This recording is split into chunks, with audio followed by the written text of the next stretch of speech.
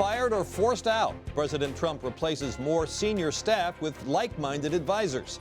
I'm Pete Williams in for Robert Costa. We discussed the churn inside the White House as Robert Mueller's Russia investigation looks at the Trump Organization's business practices. Tonight on Washington Week. But there'll always be change, and I think you want to see change. Just 14 months into office, President Trump reshapes his administration. I'm really at a point where we're getting very close to having the cabinet and other things that I want. This week he fired the Secretary of State and chose the CIA director to take over. The president is also reportedly preparing to name his third national security advisor in less than a year. Scandals and embarrassing headlines have put other cabinet secretaries on thin ice, including VA Secretary David Shulkin, Interior Secretary Ryan Zinke, and EPA Administrator Scott Pruitt over their lavish travel spending, and HUD Secretary Ben Carson over a $31,000 dining table for his office.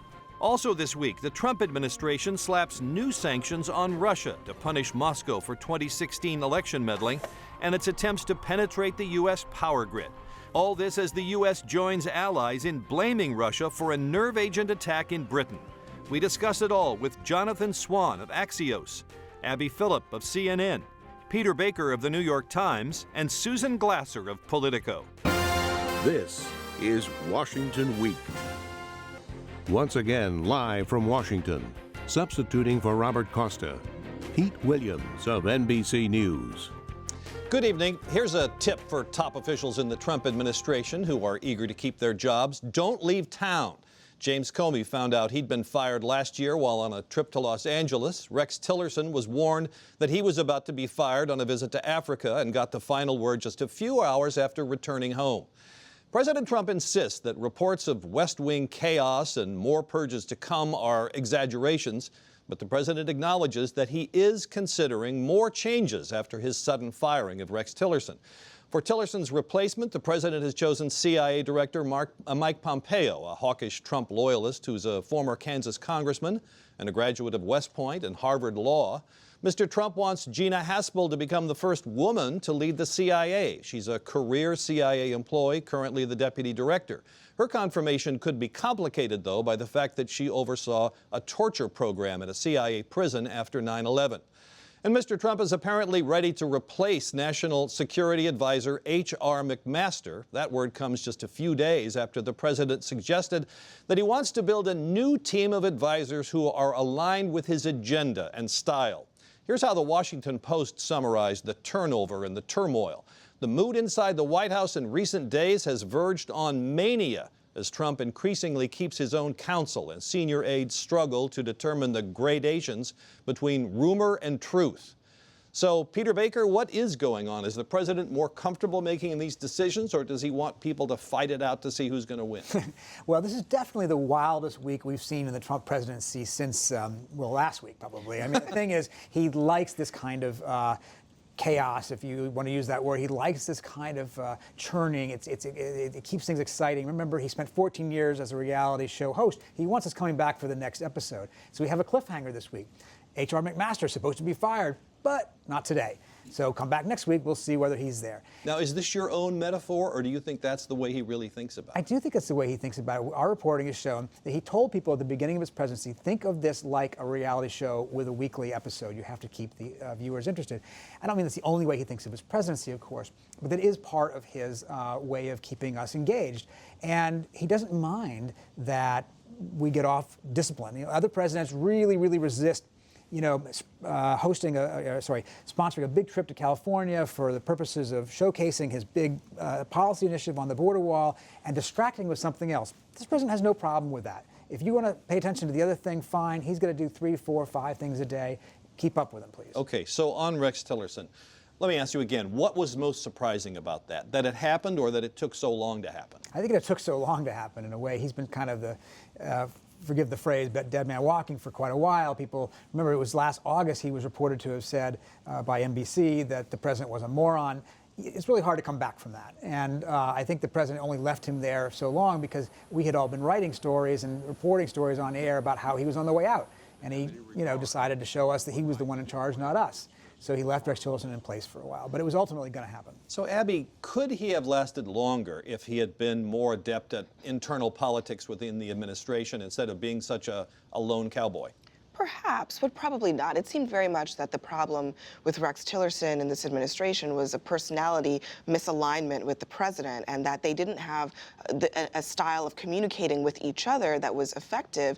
And beyond that, Tillerson had a very hard time being second fiddle to another chief executive. He came from Exxon, where he was the top man and wanted to run things his way. He wanted to take his time restructuring the State Department, for example, which some people have criticized as essentially a gutting of that department. But all in all, Tillerson did not fit into the government particularly well, and he certainly didn't fit into Trump's chaotic world well at all. At the end of the day, the moron issue became kind of the big elephant in the room with Trump, in part also because Tillerson never actually denied it. He still, to this day, has not denied it. He simply just doesn't answer the question.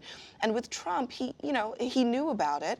He wasn't happy about it. But Tillerson's insistence on continuing to just let it be there was something that kept it front of mind for Trump. Every time they, were face to face on whether on substantive policy issues or on other more minute things, just simply being in the same room.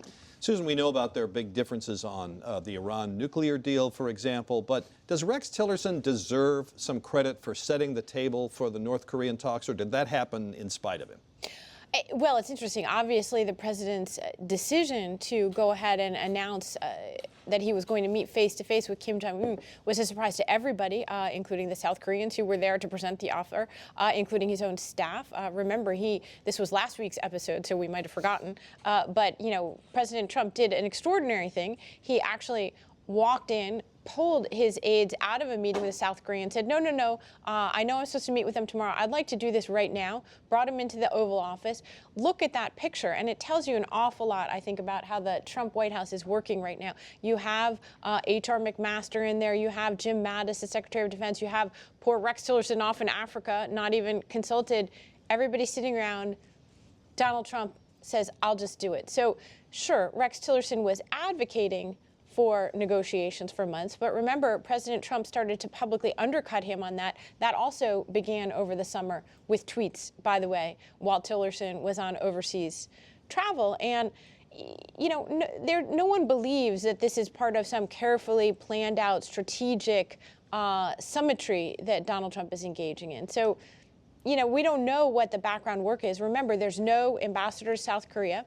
The State Department's longtime envoy, Jo Yoon, just quit the State Department. And so, you don't have a long preparation already underway for this summit between Trump and Kim. So there may be a new secretary at the State Department, Mike Pompeo. What do you know about his style, about whether he might go about fixing the hollowed out State Department that Rex Tillerson has left him? And how will he be different? Well, he'll be different. The most important way he'll be different is you had a Secretary of State which did not speak for the president. And that was very obvious to everyone. It was obvious to foreign leaders. It was obvious to people on Capitol Hill.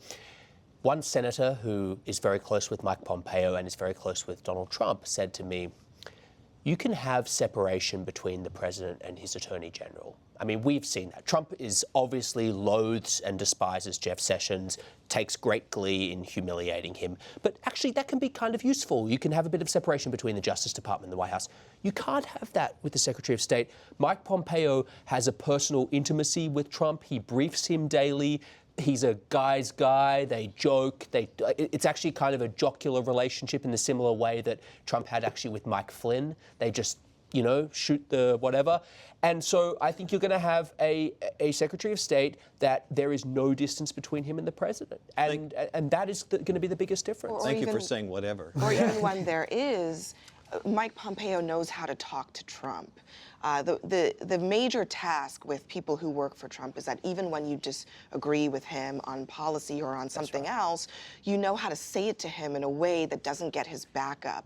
Trump tends to react to people trying to school him or trying to tell him what to do, and it's simply managing your manager. I mean, it's a simple skill of being in a workplace. So which do the allies would they rather have? A Secretary of State who speaks for the president, or one who speaks in ways that they find more acceptable? Yeah, I think the first, actually. I think they would rather have somebody that they believe genuinely represents the president, because then they know what they're dealing with. Then they can actually get a message to the president. Then they can actually have some influence, perhaps, in reshaping the thoughts. If they convinced Rex Tillerson of their direction, it meant nothing.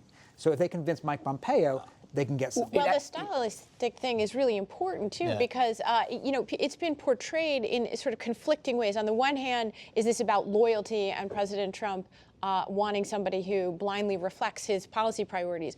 On the other hand, he's shown with his new economic advisor, who is against the tariffs, who is publicly coming out against them, and now he's willingly appointed somebody like that. Same thing with Mike Pompeo. I don't think that he is just an America firster. He's much more of really a kind of hawkish, conservative, almost in the Dick Cheney mold than he is, which means that he and Trump will have policy disagreements, but it's more about his art in flattering Trump and making Trump feel like he's on the team. Let me ask you a question about Geena Haspel, because there's some question about whether she might have a tougher time getting confirmed.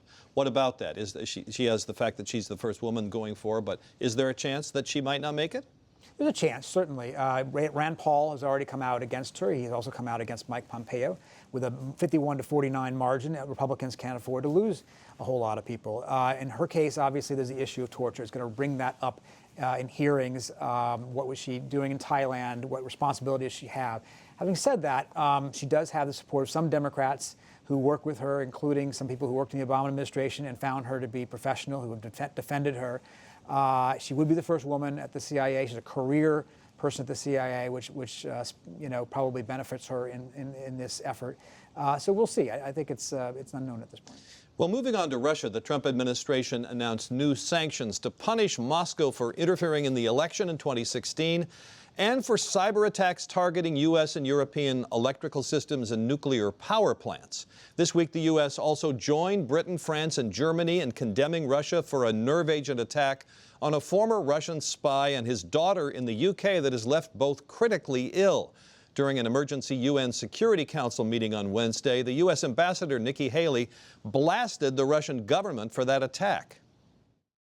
The United States stands in absolute solidarity with Great Britain.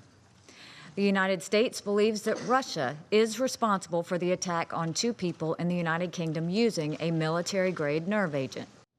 The British government expelled more than 20 Russian diplomats after announcing that the poison used in that attack was developed by the former Soviet Union. President Trump left it up to the U.S. ambassador to deliver the strongest combination, and he didn't mention the sanctions at all. So, question to you all, first of all, to Peter, this step against the Russians, the sanctions, I've got 2 questions. One is, does it have any practical significance? Is it more symbolic than practical? And secondly, are you more interested in the fact that it mentioned the hacking than in the fact that it mentioned, the hacking attacks, the cyber attacks, than the election hacking? Yeah, both good questions. I think on the issue of tangible impact, no, not a lot. These are a handful of people, a handful of organizations that probably don't have assets here anyway, probably weren't planning to travel here anyway. The important thing about it is it's the first statement made, in effect, by the Trump administration since taking office that the election hacking requires a retaliation, it requires a response by the United States. Having said that, we still have this dual government system where you have Nikki Haley willing to say tough things about Russia. You have Rex Tillerson, until he got fired, willing to say tough things about Russia. We have the Treasury Department now taking action, and the President of the United States still not. He did not blame Vladimir Putin. He did not put a finger on him. But you're right about the other thing. The part about the electric plants is the scary part. And this is something we'd known about for a while, but had not been confirmed by the U.S. government, not been put out there by the U.S. government as a Russian enterprise. And it's a sign of how serious some of this stuff really is. And Jonathan, we make a lot about the fact that the administration issued the sanctions. That means that they endorsed the finding of the intelligence community that the Russians really did hack. Do you accept that as a fact? And I guess the other part of this is given that the fact that this is sort of secondary to what we were really putting out the message on the cyber attacks. But do we accept the fact that the Trump administration is fully on board with the intelligence community's findings? Well, you asked me about the Trump administration. You didn't ask me about Donald Trump. Okay, well, I revised and extend my remarks. They are two separate entities that require very different answers. So has the Trump administration effectively given the good housekeeping seal of approval to Mueller's indictments? Yes, of course, because they're sanctioning 13 of the, like, literally every single person that they indicted. But does Donald Trump accept Mueller's investigation as legitimate? No. Of course he doesn't. Anyone who's spoken to him privately will tell you that. So you do. It's this dual track system again with the Mueller investigation, where you will have senior officials who think that it's completely credible. I was with Mike Conaway this morning, who's been on the Republican House Intelligence Committee running that investigation. He won't say a bad word about Mueller. He says it's a totally legitimate enterprise. Trump doesn't think that. Trump thinks it's a witch hunt. Well, I want to ask you about that investigation, because we had their preliminary report out, their sort of initial take on it. They're through doing the interviews. Do the Republicans all pretty much agree with what we heard this week about how the Russians weren't really trying to help Trump? No. So Mike Conaway actually regrets the language that they used in that first talking point. And it's sort of, to get in the weeds a little bit, the talking point basically said that they don't agree with the assessment that the Russians wanted, that Putin wanted Trump to beat Hillary. What he's actually saying is a more nuanced point, and he regrets that it came out that way. His point is he doesn't trust the tradecraft that lay under that it meets the standards of the IC. So, look, it's a muddy point, and it's just one committee. It's the House Intel Committee. We haven't heard from the Senate Intel Committee. Just one party on the committee. And it's just one party on the committee, and we're going to get a dissent from the Democrats. By the way, the report hasn't come out. It's probably we're going to get some of it next Thursday, and it's going to be very controversial on that point, and also the central point they're making, which is that there is no evidence that there's been any collusion. Abby and Susan, let me ask you about the U.S. statement on the Russian attacks in the U.K. Was it slow coming out, Susan? And what's the significance of the U.S. adding its voice to this and sort of saying, yeah, us too? Well, look, of course it's slow. The bottom line is that, the United States and the United Kingdom have had a long-standing special relationship. And this week, I think we did not show ourselves to be the very best friends of Great Britain in the world. We signed on. We did sort of the formal things that one would do as allies. But the President of the United States was not there right alongside Theresa May, who gave, really one of the speeches of her career in Parliament this week, in which she personally blamed Vladimir Putin for this attack. This nerve agent, this chemical weapon, is one of the deadliest things manufactured in the former Soviet Union. It is only produced by a state. There are only two possibilities, therefore, for this, which is, number one, the Russian government launched a terrifying attack with a chemical weapon in a crowded British city, or number two, they've lost control of this deadly weapon. Either outcome, obviously, is terrible. The British government has shared intelligence with the United States and its partners, saying that it was the British government. Now, the Russian government. This now happens days before the Russian presidential election, and I can put that in quotes. We know the outcome of the election on Sunday. Vladimir Putin, will be reelected to another 6-year term, and he's already, by the way, the longest-serving Russian leader since Joseph Stalin. This may be exactly what Putin wants. He's not only attempting to knock off, his turncoat former spies and sending a message of tough guyism. He's now got the West, days before his election, playing right into his campaign theme, which is, by the way, the West is united against me, and therefore you need me as your leader. But for the White House to put out that statement was the bare minimum that they needed to do at that point in time to reassure not just Great Britain, but also all of Europe that the United States is there, that they are actually willing to stand with them when literally a chemical weapon is essentially deployed in the middle of a city, a crowded city. But the president was that same day, hours later, asked about the attack, and his own words were very muted. He essentially said, it's a sad thing that happened. It looks like it might have been Putin. That's not in any way what this sort of situation warranted. And President Trump still is demonstrating this reluctance to go as far as he needs to go. The White House and the administration and people like Nikki Haley are trying to do the forceful part. But when it comes to the president and his mouthpiece, Sarah Sanders, the press secretary, there's always a little bit, it's always a step below in terms of the volume of the condemnation. Peter, I want to ask you about the report that Mueller's team is subpoenaing business records from the Trump Organization, because it was at your newspaper where the president said if the Mueller team started going after his business, that would be a red line. What do you make of that statement, and what does it mean? Yeah, well, to be clear, it was an interview we did last July with the president, and when we asked the question, we did couch it. We said if he went into your finances that went beyond Russia. So there is that, extenuating clause there that's important to that. Would that be crossing your red line? He said yes. So we don't know whether Mueller's subpoena covers business matters that go beyond Russia at this point.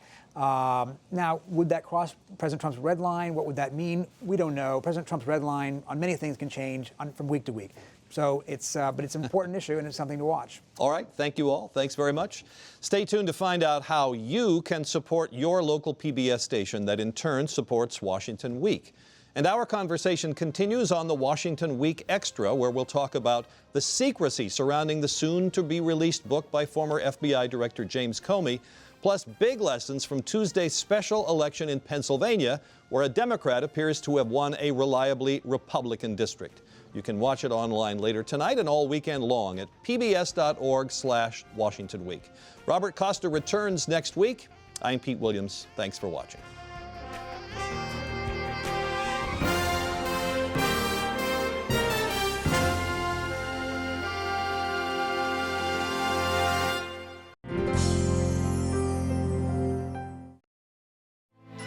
You're watching PBS.